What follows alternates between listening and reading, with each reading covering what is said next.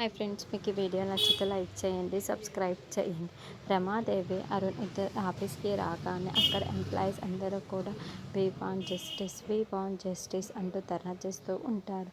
దాంతో రమాదేవికి చాలా కోపం వస్తుంది. స్టాప్ ఇట్ అని గట్టిగా అరవటంతో అక్కడ ఉద్యోగస్తులందరూ ఒక్కసారిగా సైలెంట్ అయిపోతారు. ఏంటి, ఎందుకు మీరు ఇలా ధర్నా చేస్తున్నారు, ఎందుకు ఇలా స్ట్రైక్ చేస్తున్నారు అని రమాదేవి అరుస్తూ నిలదీస్తూ ఉంటుంది. వీళ్ళందరినీ కూడా ముందు బయటికి పంపించేసేయండి, ఉద్యోగాల్లో నుండి తీసేయండి అని రమాదేవి అరుస్తూ ఉంటే అప్పుడే రోజా నో మేడం అంటూ అక్కడికి వస్తూ ఉంటుంది. ఇక రోజాని చూసి రమాదేవి కోపంతో రగిలిపోతూ, అసలు నీకు ఏం సంబంధం ఉందని ఇక్కడికి వచ్చావు, నేను ఉద్యోగంలో నుండి కూడా పీకి పడేశాను, నీకు ఆఫీస్కి ఎటువంటి సంబంధం లేదు, బయటికి వెళ్ళు అని రమాదేవి చెబుతూ ఉంటుంది.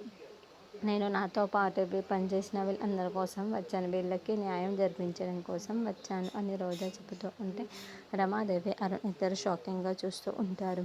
తర్వాత చామంతి వాళ్ళ అమ్మతో, అమ్మ రోజా అక్క గురించి నేను నీతో చెప్పాలమ్మ, రోజా అక్క అరుణ్ బాబును పెళ్లి చేసుకోవాలని చూసింది అని చెప్పడంతో అవును అవునా అని శ్యామల చాలా షాకింగ్గా వింటుంది. అక్కకి ఇది మంచిది కాదని నేను చాలా చెప్పి చూశానమ్మా, అయినా కూడా అక్క వినలేదు అని చామంతి చెబుతూ ఉంటుంది. బాధతో అవమానంతో మనుషులు మారటం మొదలు పెడతారమ్మా.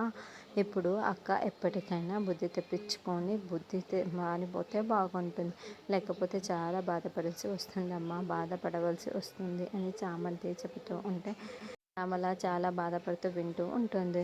ఇక్కడేమో రమాదేవి కోపంతో రగిలిపోతూ ఉంటుంది.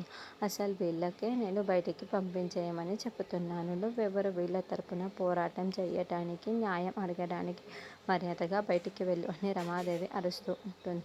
మరి రోజా రమాదేవితో ఎలా తలపడనుంది?